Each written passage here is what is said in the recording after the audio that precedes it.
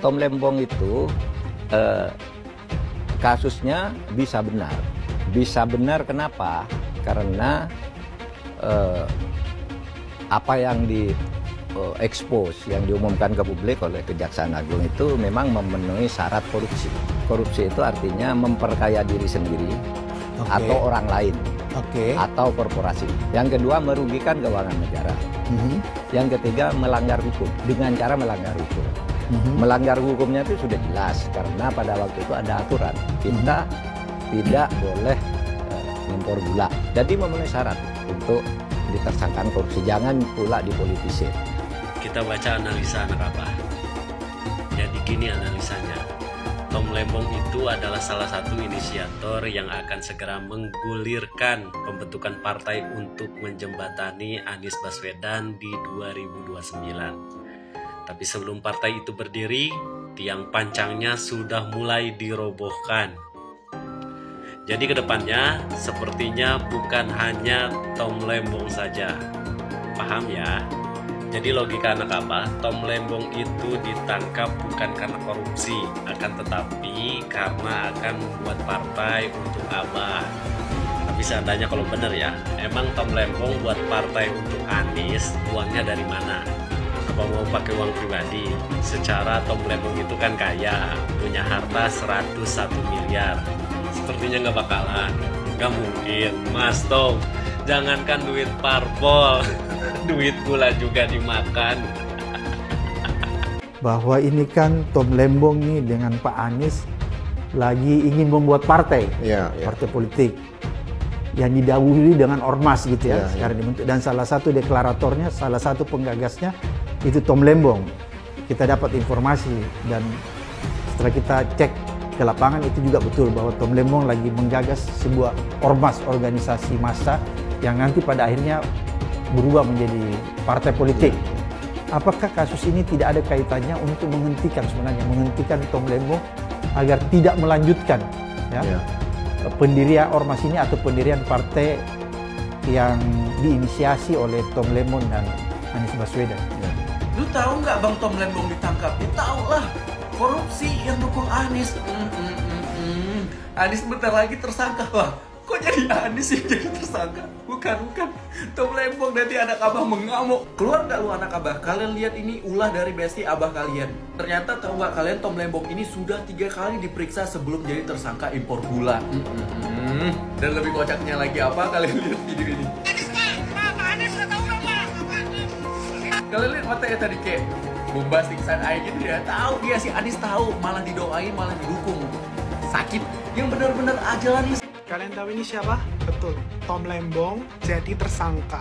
Ini Jagung tetapkan Tom Lembong tersangka kasus impor gula.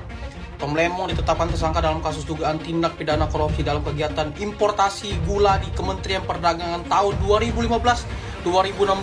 Benar-benar ya, Kejagung ini pulang dari Akmil, bakalan presiden langsung tumpas, langsung peras, dan dapat juga nih. Siapa yang nggak kenal ini? Dia adalah tim 01 Anies Baswedan. Dan dia adalah juru bicara tim sukses waktu pemilihan presiden 2024. Dan sekarang ganti presiden ketahuan bahwa dia pernah menyalahgunakan jabatan, guys. Menurut kalian gimana guys, Tom Lembong ini? Komen, mari kita diskusi. Sekarang pertanyaannya, apa yang sudah diberikan Anies kepada Prabowo?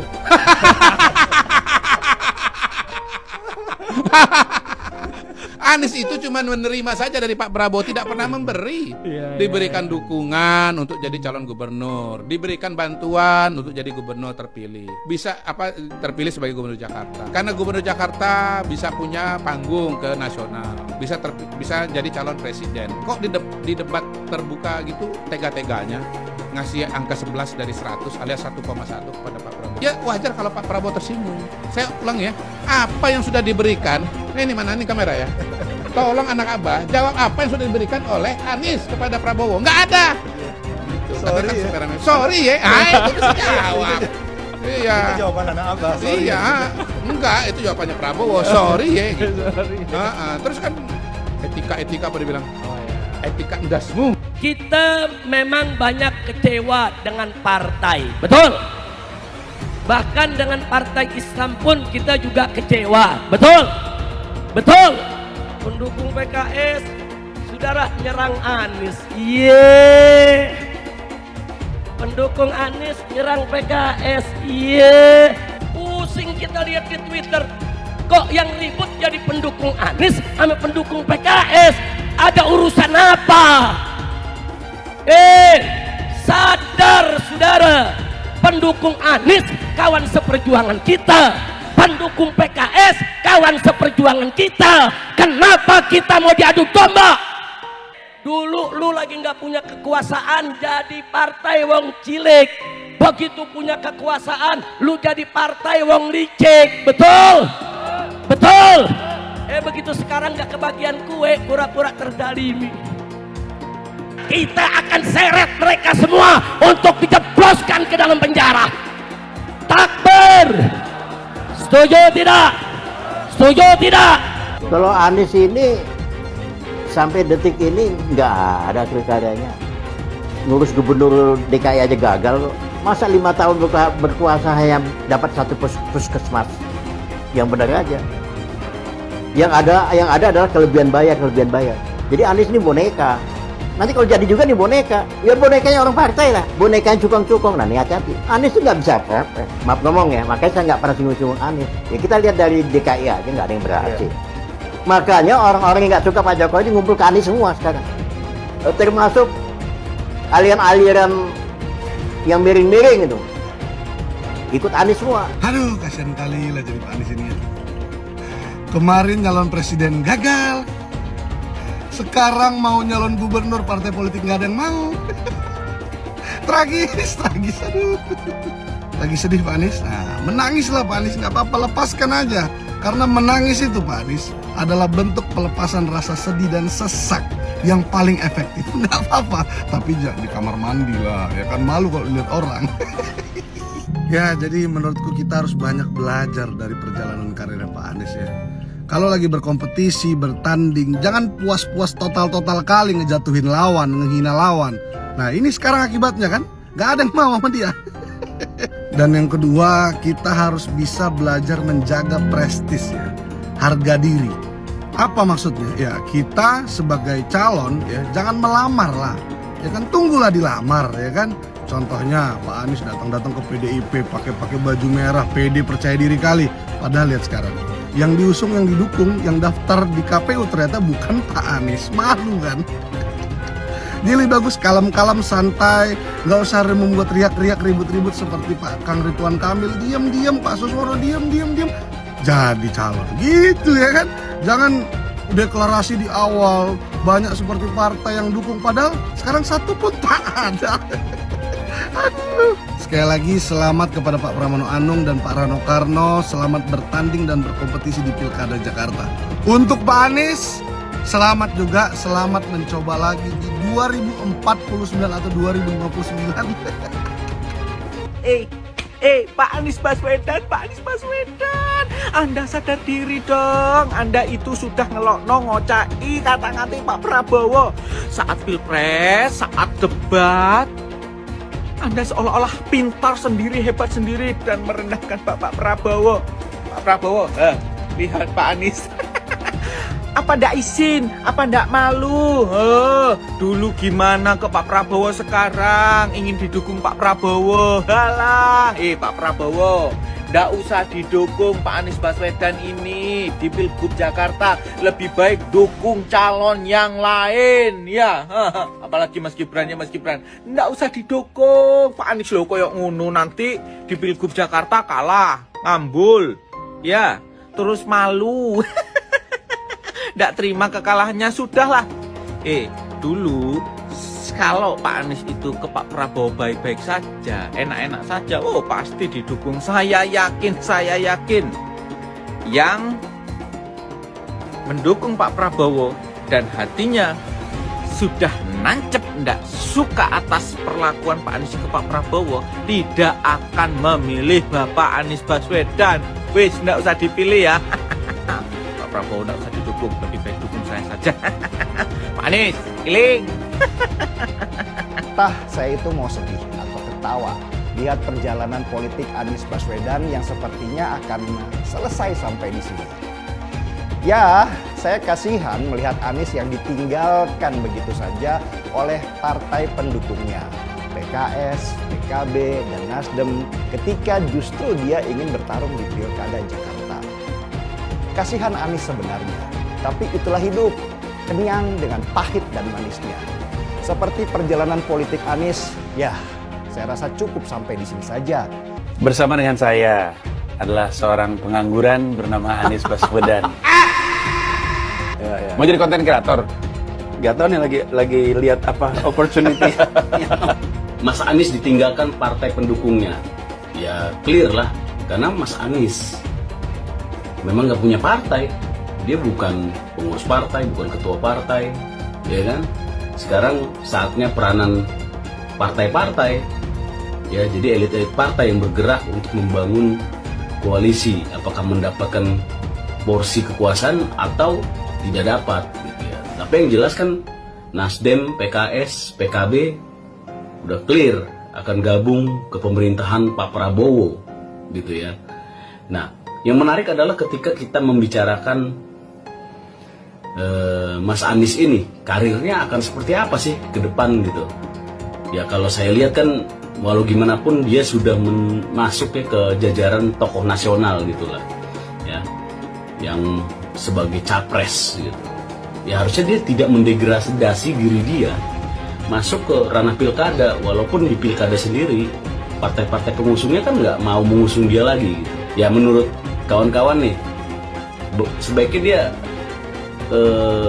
kembali ke dosen lagi atau menjadi apa kira-kira?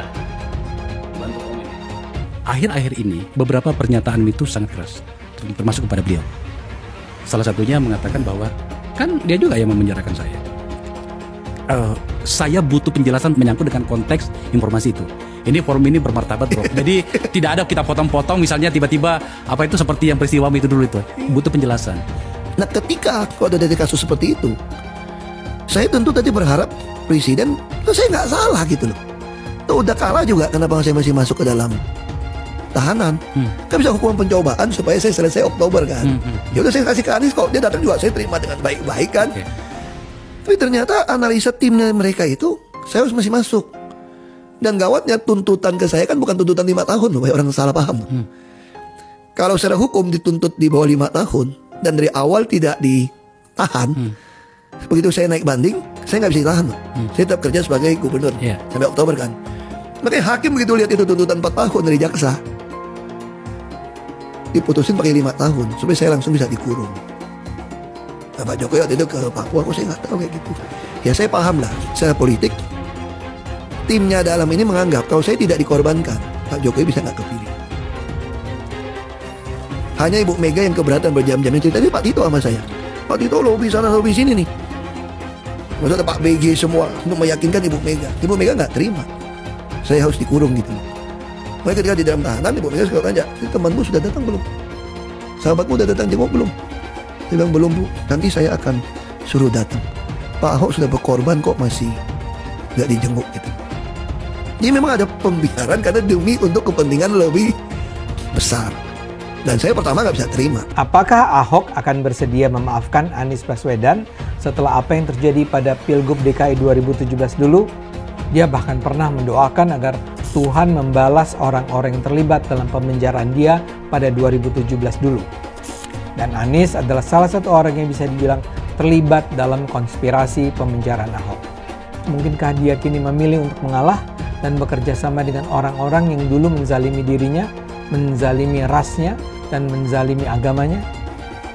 Ahok memang bukan pemimpin PDIP, tapi dia tetap adalah seorang tokoh yang berpengaruh besar terhadap masyarakat pendukung PDIP. Mereka percaya bahwa PDIP adalah partai yang paling keras memperjuangkan nasib kaum minoritas.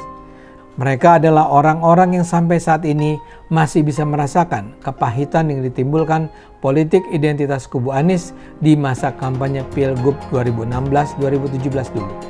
Kita kalau mau menyelesaikan masalah bangsa ini yang keberagaman ini, bukan diem kabur gitu loh. Ya udah, kita mesti tes. Justru sekarang yang terjadi kalau bisa kita mesti lihat dong. Justru kalau bisa rematch sama Pak Anies lebih menarik. Wow. Supaya mengukur sampai di mana bangsa ini setelah naik levelnya untuk menuju Bhinneka Tunggal Ika gitu loh. Jadi Pak Ahok mau rematch lagi dengan Pak Anies? Bukan, maksud saya itu kalau Anda mengatakan bahwa ini akan takut ribut gitu loh.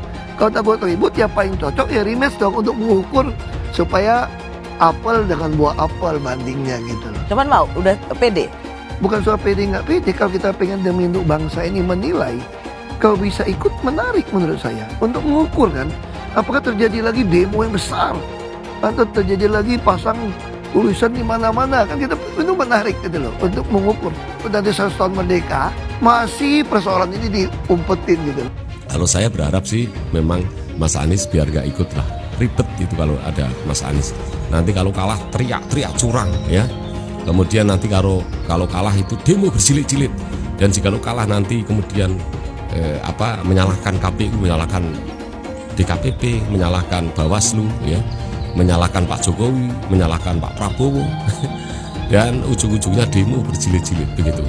Kita punya rekam jejak Mas Anies di Jakarta itu kelihatan yang penting beda dengan pemerintah pusat. Ketika Mas Anies Baswedan menjadi gubernur DKJ 5 tahun mulai tahun 2017 sampai 2022, itu menunjukkan Mas Anies itu kelihatan balik loh. Yang penting itu beda pendapat dengan pemerintah pusat, dan ini tidak menguntungkan Indonesia, terutama adalah Jakarta. Apalagi kita punya pengalaman di tahun 2017 ketika Mas Anies menggunakan diksi rasis ya, yang mengatakan kemenangan Mas Anies di Jakarta adalah kemenangan pribumi, dan pernyataan itu ya tentu ditujukan kepada Mas Ahok yang karena ini tidak menguntungkan bangsa dan negara. Siapapun calon presiden, calon wakil presiden, calon gubernur, wakil gubernur, meskipun latar belakangnya memang bukan dari pribumi, jikalau mereka sudah warga negara Indonesia maka kita anggap sebagai anak bangsa. Tetapi pernyataan Mas Anies yang kemudian mengatakan bahwa kemenangan Mas Anies di DKJ adalah kemenangan pribumi, ini seolah-olah Mas Anies mengatakan bahwa Mas Anies pribumi, kemudian Mas Ahok bukan pribumi. Saya diberi nilai 11 dari 100. Itu nilai luar biasa. Pertama kali dalam hidup saya terima nilai itu.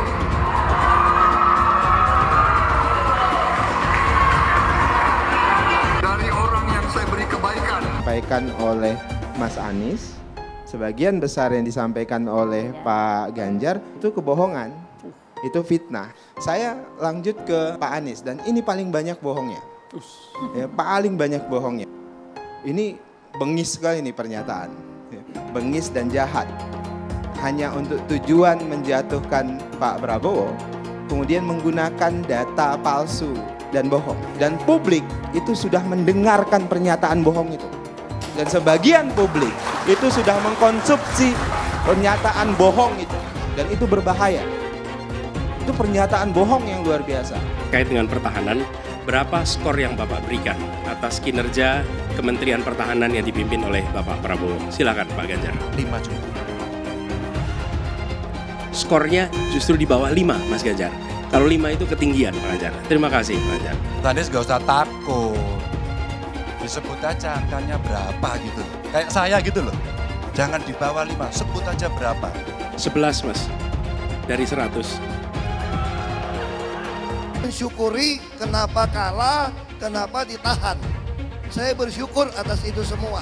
Saya coba bayangkan ya, kalau seandainya waktu itu kita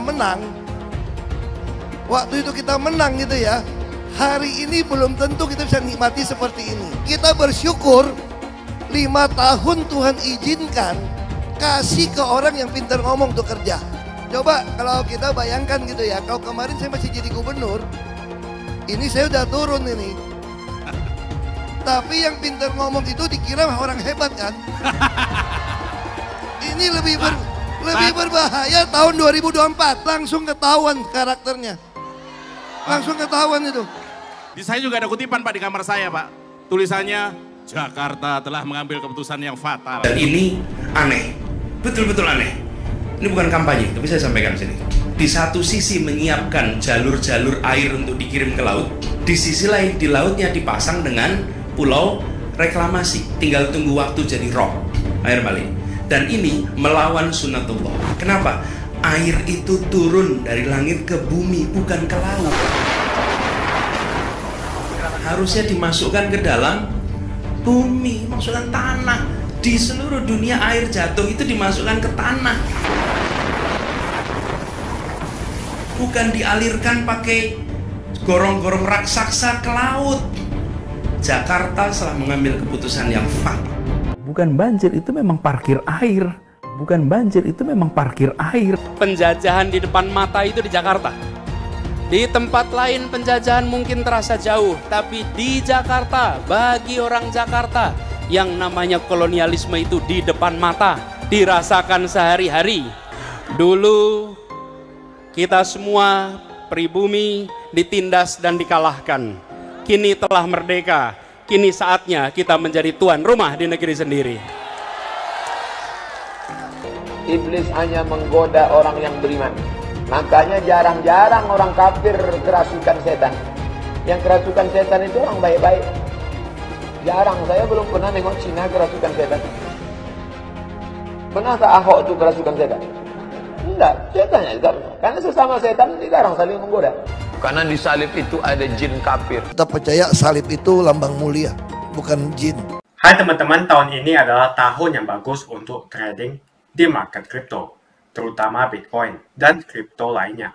Teman-teman bisa gunakan kesempatan ini untuk mencari cuan dengan trading di market kripto. Untuk trading, teman-teman cukup registrasi dengan menggunakan link di kolom deskripsi, lalu deposit, tentukan apa yang ingin kalian tradingkan, lalu tekan tombol buy. Sesimpel itu. Jika ada pertanyaan, teman-teman bisa hubungi WhatsApp di kolom deskripsi. Saya juga mau mengajak teman-teman untuk bergabung di komunitas trading yang ada di kolom deskripsi. Di sana saya akan memberikan sinyal trading yang bisa teman-teman ikuti. Seperti biasa, kalau kamu suka dengan video ini, jangan lupa komen, klik like, dan subscribe. Peluang bagi pasangan Ridwan Kamil dan Suswono untuk memenangkan kursi Gubernur Jakarta mulai melemah. Temuan sejumlah lembaga survei terkemuka menunjukkan perbandingan suara mereka melawan Pramono Anung dan Rano Karno relatif berimbang sekarang.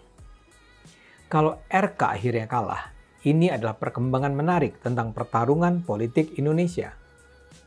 RK itu didukung oleh Kim Plus atau Koalisi Merah Putih, sementara Pramono hanya didukung PDIP. Kondisi RK sendiri bisa dibilang sulit. Sekarang ini yang pasti jadi sumber masalah utama adalah kasus Suswono. Dia bikin kesalahan fatal saat tampil di deklarasi Ormas Bang Japar Sabtu 26 Oktober. Maka meluncurlah tuduhan bahwa Suswono menghina Nabi Muhammad dan karenanya menghina Islam.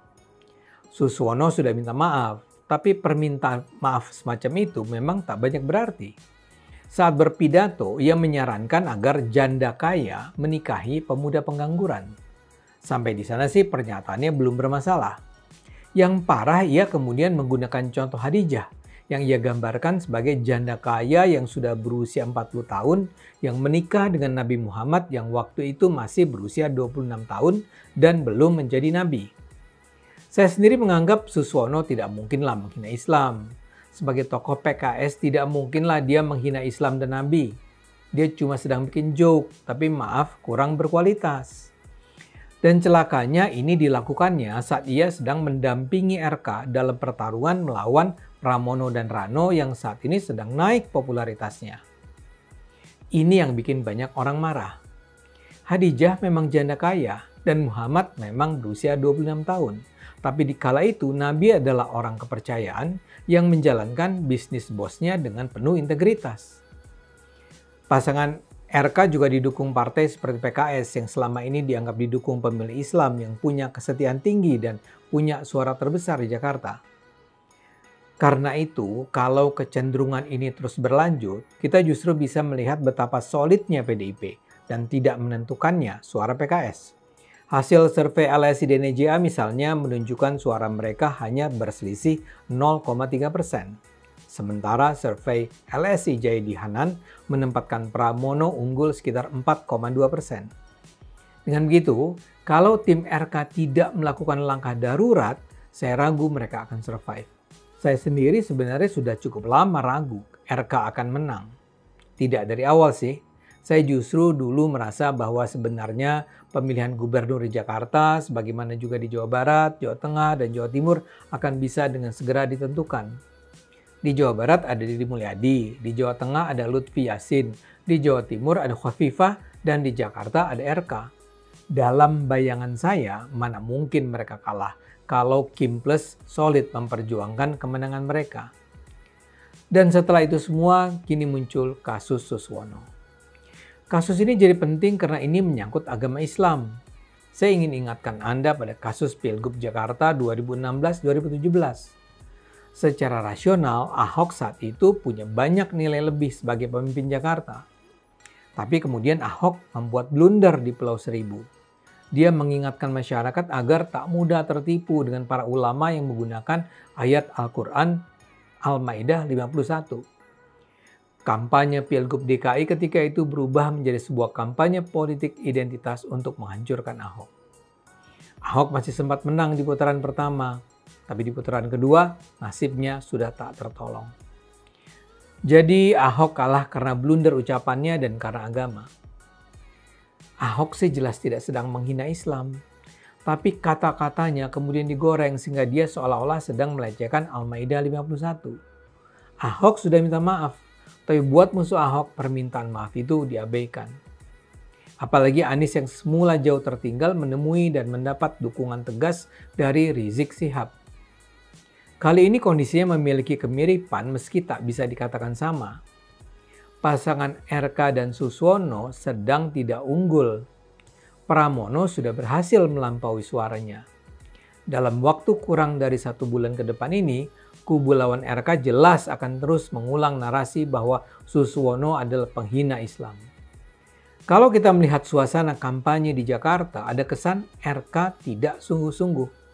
Paling tidak di sejumlah daerah yang saya lewati setiap hari di Jakarta Pusat, alat peraga kampanye RK seperti tak berkutik melawan Pramono.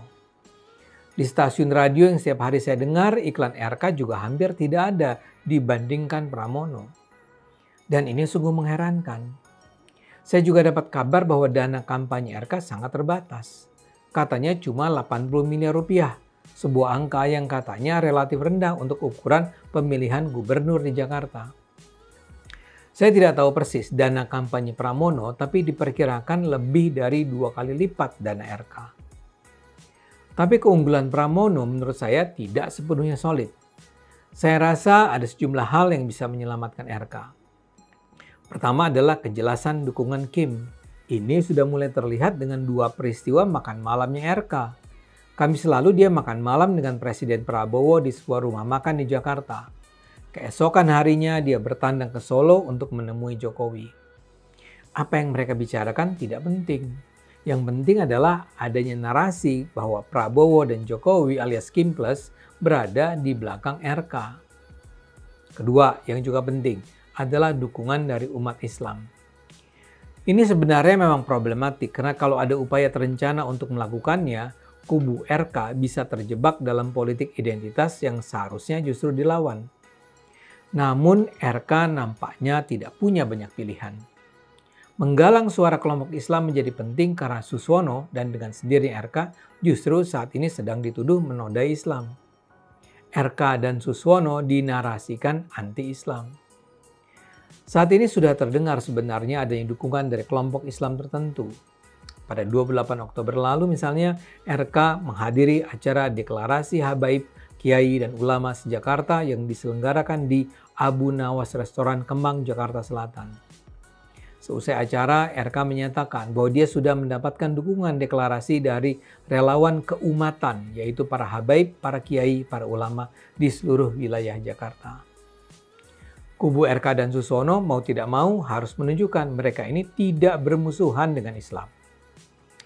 Tapi yang menurut saya sebaiknya disasar adalah kaum Islam moderat, bukan 212, FPI, dan Rizik. Yang sebaiknya dimobilisasi adalah komunitas pendukung PKS. Kemudian, pada 30 Oktober lalu ada juga berita bahwa Koalisi Ulama Habaib Pengacara Anti Penodaan Agama mendukung RK. Patut dicatat, wakil ketua koalisi adalah orang kepercayaan Rizik, Novel Bamukmin. Kepada media, Novel mengatakan mereka berada di bawah komando Rizik Syihab. Yang sudah menyatakan kecaman keras hanyalah Habib Bahar Smith. Yang lain kelihatannya masih ragu. Saya berharap betapapun sulitnya posisi RK, dia tidak sampai merasa harus mengikuti jejak Anies dulu mendekati Rizik dan kawan-kawan. Kalau itu dilakukan, itu akan menjadi kesalahan langkah yang berharga mahal. RK itu layak didukung, tapi hanya kalau dia tidak perlu merendahkan diri tunduk pada kaum yang membahayakan Indonesia. Kalau kubu Rizik hendak mendekati koalisi RK, tentu bukan sesuatu yang harus diharamkan. Namun, posisi Rizik harus proporsional.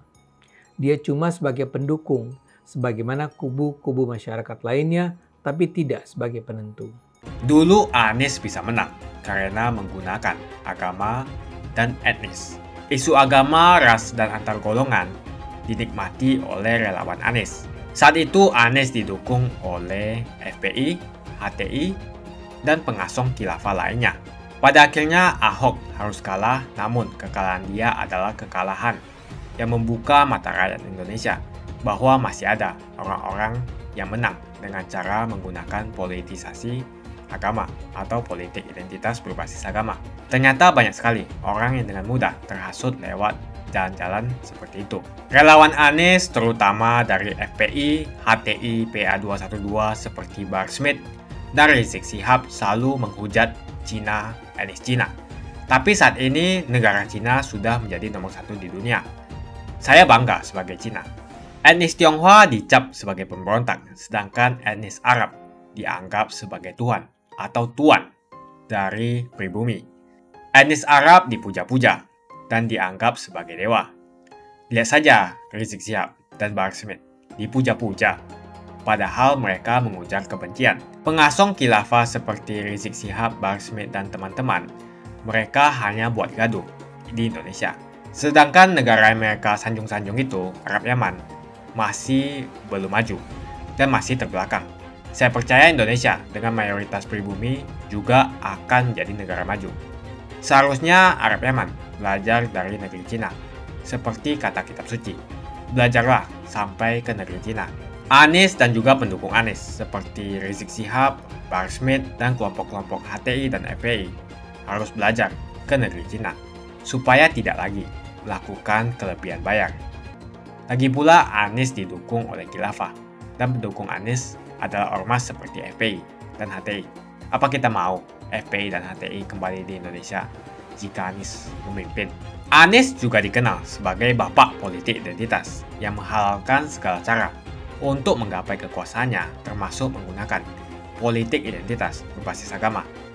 Lihatlah di kasus Ahok waktu itu. Kita sudah bisa melihat hasil kerja Anies selama 5 tahun di Jakarta. Tidak ada satupun janji yang dipenuhi dan tidak ada kinerja yang bisa dibanggakan. Dari DP 0%, OKOC, kelebihan bayar, Formula E, banjir, sumber resapan, jalan rusak, dan gonta-ganti nama jalan. Lihatlah rekam jejak Anies selama 5 tahun. Bayangkan Indonesia ke depan jika dipimpin oleh Anies. Dan bayangkan jika Anies menang. HTI dan FPI, ormas khilafah yang dibubarkan itu, akan dikembalikan oleh Anies. Apakah kita mau Pancasila diganti menjadi khilafah? Perkataan Ahok sudah terbukti dan Jakarta sudah menjadi korban. Jangan biarkan Indonesia menjadi korban kibulan Anies Baswedan. Umat minoritas, terutama kaum Tionghoa, tidak akan memilih Anies Baswedan. Saya yakin karma Ahok mengejar Anies Baswedan. Dulu Anies memainkan politik identitas kepada Ahok. Sekarang Anies dipertanyakan kepribumiannya karena dia dari Yaman. Itu saja opini saya hari ini. Tuliskan opini kalian tentang Anies Baswedan. Jika kalian setuju dengan pendapat saya di video ini, pastikan kalian menekan like di video ini dan bagikan video ini ke teman dan family Anda supaya mereka semua mengetahui tentang informasi ini.